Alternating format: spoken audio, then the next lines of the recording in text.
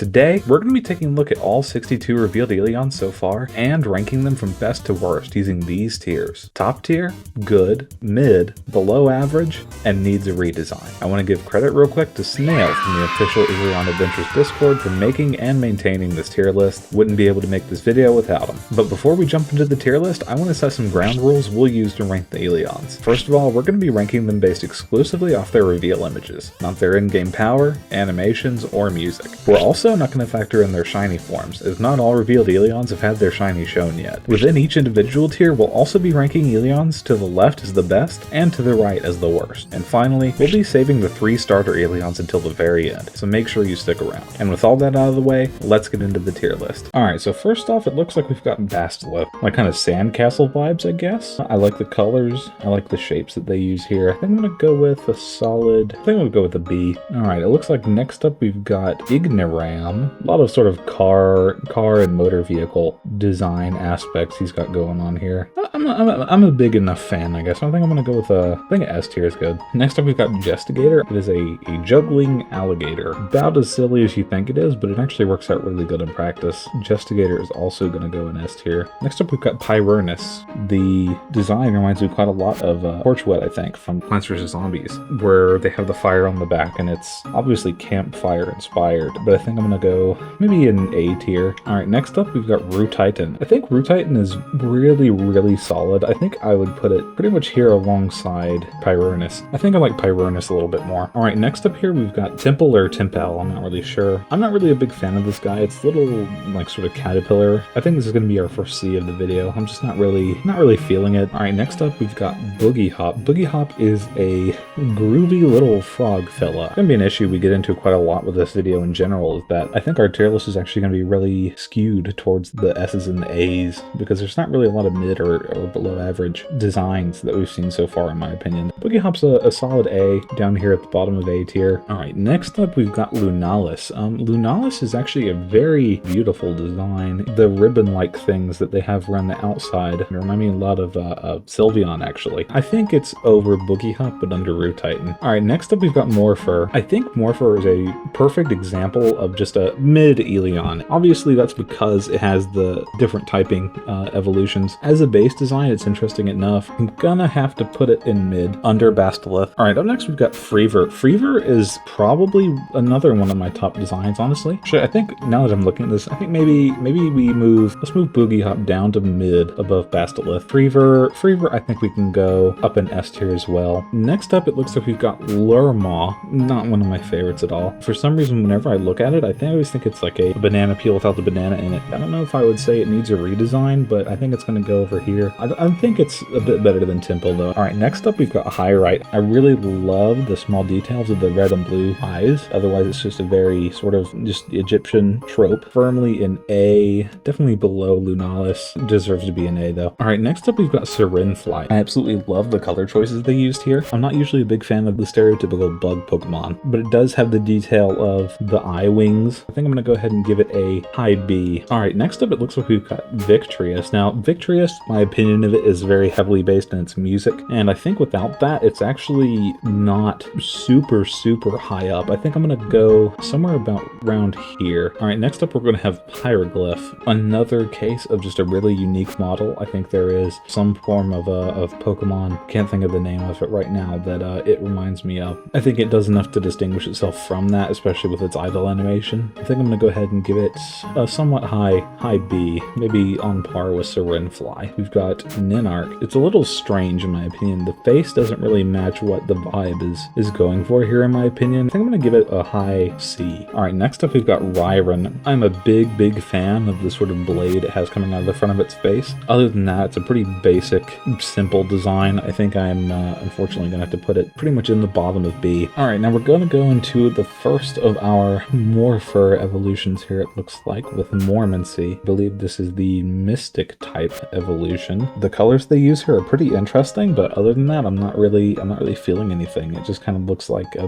baseline Morpher to me. I think I'm going to go with above Ninark. It looks like our next Eleon here is going to be another Morpher evolution, this time in the form of Morlidae. Looks to be the grass evolution for Morpher here. I'm actually a lot more fond of this one, somewhere in the mid category I'm thinking right now. Maybe above above Boogie Hop here. All right, next up we've got another legendary, this time in the form of Ropyrus, the fire legendary. A lot of sort of basic shapes. It's got a lot of the same sort of flowing fire aspects to it as something like Scoraptor does. I don't think it looks nearly as good as Scoraptor does. I think it's going to go maybe between Bastolith and Boogie Hop here, I believe. All right, up next we've got Squip Up. In my opinion, it feels like this was supposed to be the Eevee equivalent that Morpher ended up being. Never, I guess, got a redesign or never got a repurposing. This is going to be the first D of the video. I'm not a big fan. All right, next up here we've got Admiral. I actually really like this design. Obviously it reminds me a lot of Surfetched.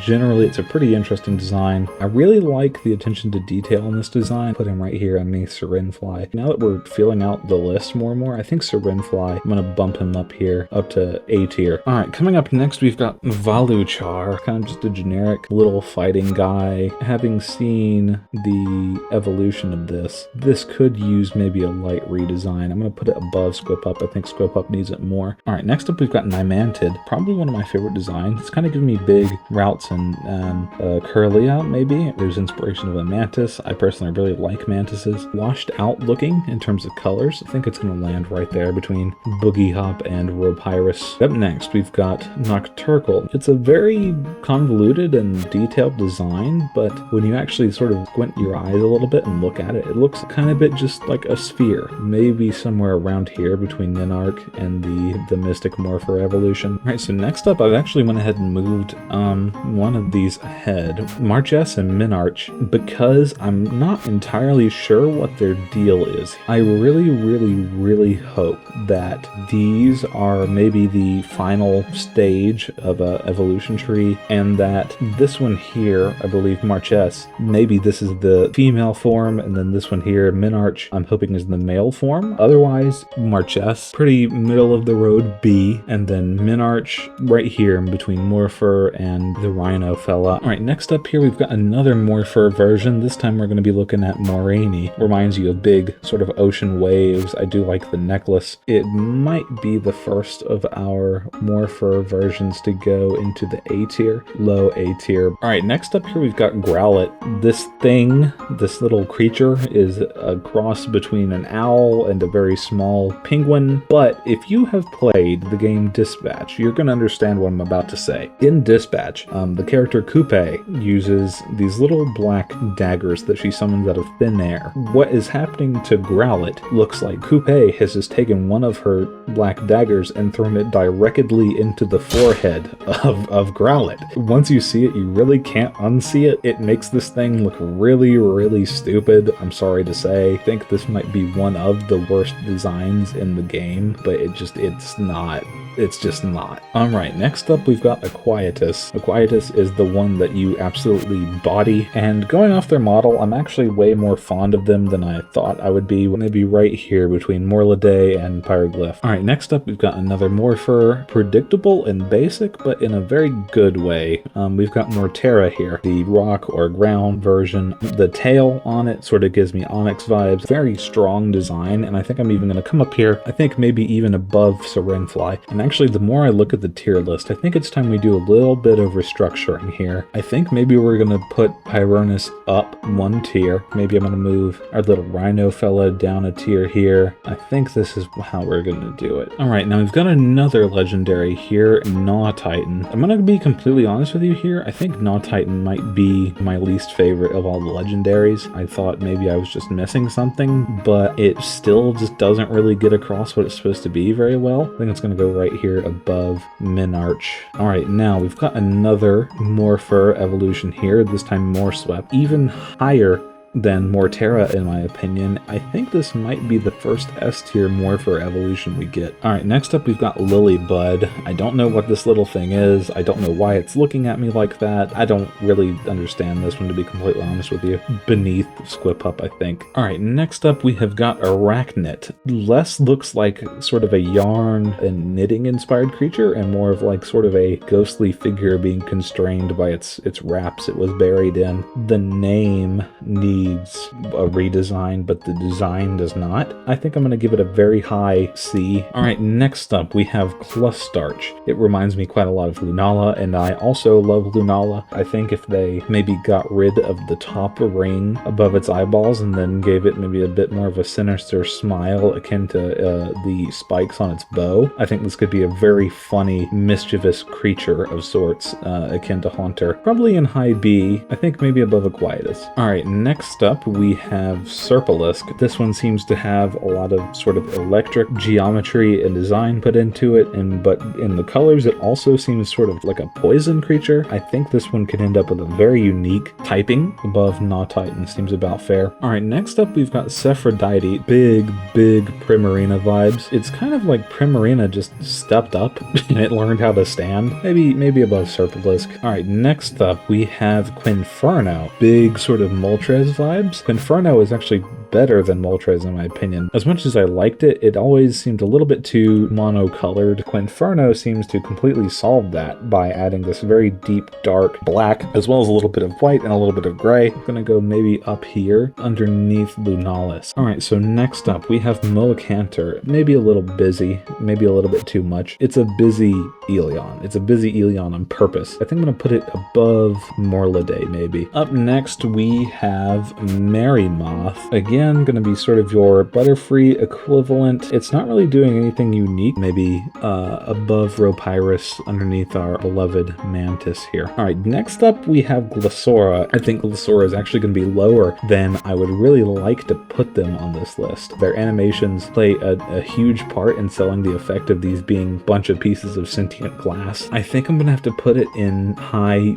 B. Up next we have Abyssnaw. Takes a lot of the best parts of Sharpedo in my opinion and then puts them into a normal shark-shaped package. I think I'm gonna go underneath Moacantor. Alright, now next up we have Discorch. It's supposed to be the original fire starter or something along those lines. It's very cute, it's very tiny. You could put it in your pocket and throw it at somebody. Maybe right underneath Boogie Hop. Alright, next up we have Herisilis. I am assuming that this is some sort of evolved form of Timpel. Somehow the evolution is worse at the top of my needs a redesign tier. Alright, next up we have Toxsplash. Weird little funky trippy little lizard guy. Whenever I'm sort of looking at the head of this thing, my eyes don't really naturally gravitate towards a pair of eyes. Underneath Serpalisk. Alright, next up we have Quibble. Pseudo Sega Dreamcast logos on its cheeks. It just looks like a cheeky little guy. I'm just gonna put it up here in A. Alright, next up we have Narcloak, the evolution of Ninark. It looks like it has sort of a pseudo ninja mask on its face, and I think that does improve its design significantly above Ropyrus. Alright, next up we have the most chopped bird I've ever seen in my entire life. By default, this is just gonna go in D. Honestly, looking at how chopped this bottom row is, I think I'm gonna move the Temple evolution up, and I'm gonna put it above Temple here. Alright, something that isn't chopped is Spoiler. It just uses the mushroom theming very well, and it sort of gives me similar vibes to Quinferno, where the color work here is just so awesome. The facial expression is so awesome towards the higher middle end of A tier here. Alright, next up we have potentially the biggest glow up in the history of all of fucking Eleon adventures, Squallier, which I'm assuming is the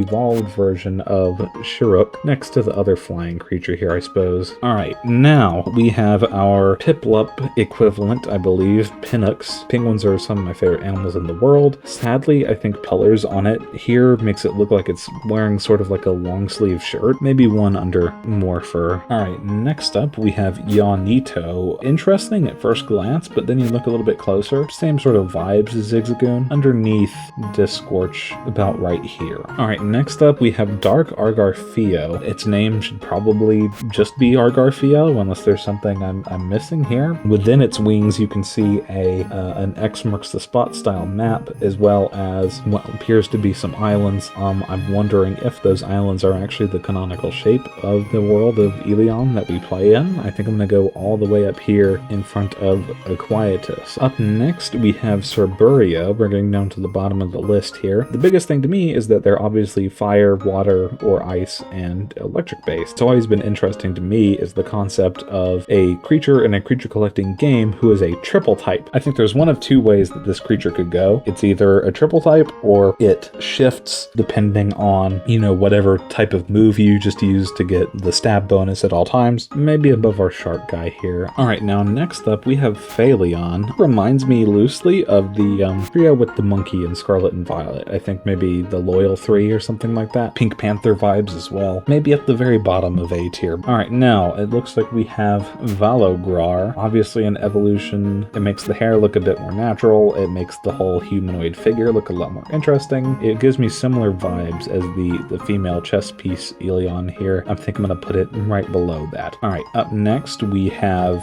Palmoko. It is a coconut tree, and that's what it is. Executed well, it's just not that inspiring to me. Above Gnaw Titan seems fair. Next up, we have Crustor, the crab guarding its little treasure chest. The pile of coins looking like a beard around its face is awesome. Unbelievable design for what's probably going to be a very filler Eleon. Right here above Quibble. Alright, so I think I am going to end up fixing up the tier list a little bit. I think our little rhino friend should come up. The male chess piece should come down. Gnaw Titan should probably come down to about there. Much as I hate to say it, I think our tree friend here and also our sort of lizard friend will come down. I think towards the high end of B, I'm going to promote a handful of these guys up here. A lot of these are just really good designs as far as I'm concerned. I think Aquietus can stay. I think Quibble can probably come down to the bottom. Honestly, Victorious could probably come way, way, way down. I think all the way down to the bottom of A, now that I'm really looking at it. I think